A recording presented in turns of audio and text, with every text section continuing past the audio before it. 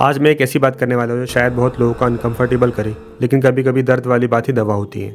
आज हम सब एक ट्रेंड देख रहे हैं, हिजाबी और निकाबी भी रील्स बना रही हैं और बिना हिजाब वाली मुस्लिम सिस्टर्स भी रील्स पर हर चीज़ दिखा रही हैं जैसे हया कोई चीज़ ही ना हो। पहले हिजाब हया का सिंबल होता था, आज हिजाब एस्थेटिक कंटेंट बन गया है। पहले निकाब अल्लाह के लिए होता था, आज निकाब रिंग लाइट लिए होता जा रहा है।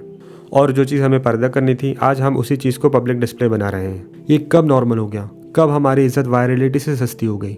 मेरा मकसद किसी को बुरा कहना नहीं है, मेरा मकसद सिर्फ याद दिलाना है, अल्लाह की याद। अल्लाह ताला कुरान में फरमाते हैं, अपने आप को जाहिलियत की औरतों की तरह डिस्प्ले मत करो। ये आयत सिर्फ मिनी स्कर्ट वाली जाहिलियत के लिए नहीं है, ये आयत हर उस डिस्प्ले के लिए है जो नॉन महरम के सामने हो, चाहे हिजाब में हो, चाहे निकाब में हो, चाहे बिना हिजाब के। और रसूलुल्लाह सल्लल्लाहु अलैहि वसल्लम ने फरमाया, औरत अगर खुशबू लगाकर निकले और मर्द उसकी खुशबू को महसूस करे तो वो औरत जानिया है।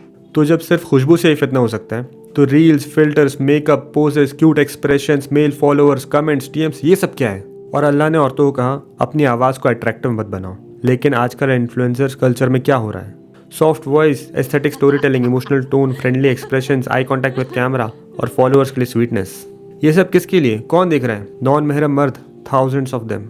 बहुत सारी सिस्टर्स कहती है, मैं तो अपनी फैमिली के लिए अर्न कर रही हूँ, लेकिन नबी सल्लल्लाहु अलैहि वसल्लम ने फरमाया, जो जिस्म हराम से पाला गया हो उसके लिए जहन्नम ज़्यादा लायक है। रिस्क हलाल है लेकिन तरीका हराम हो तो अर्निंग भी हराम बन जाती है। अगर इनकम नॉन महरम को अट्रैक्ट करके आ रही है तो वह इनकम हलाल नहीं है।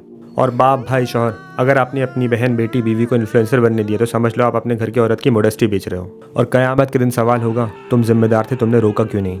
और जब आप सच कहते हो तो लोग कहते हैं, तुम जज करोगे, मेरी मर्जी, मेरा अल्लाह मुझे जज करेगा। लेकिन रियलिटी है वो आपसे नहीं, अल्लाह के हुक्म से इरिटेट होते हैं। और अल्लाह कुरान में कहता है, जब उनसे कहा जाए अल्लाह से डरो तो उनका घमंड उन्हें गुनाह में डाल देता है। देखो दोस्तों, मैं जज नहीं हूँ, मैं रिमाइंडर हूँ। कल कब्र में कोई इन्फ्लुएंसर नहीं होगा, कोई फॉलोअर नहीं होगा, कोई रिंग लाइट नहीं होगी।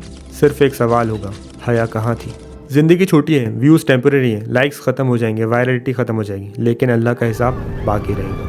अगर आप इन्फ्लुएंसर हो या आपके घर में कोई है तो सोच लो, इस्तग़फ़ार करो, अल्लाह से तौबा करो, माफ़ी मांगो। अल्लाह गफूरुर रहीम है, वो माफ़ कर देता है, बस इरादा सच्चा होना चाहिए।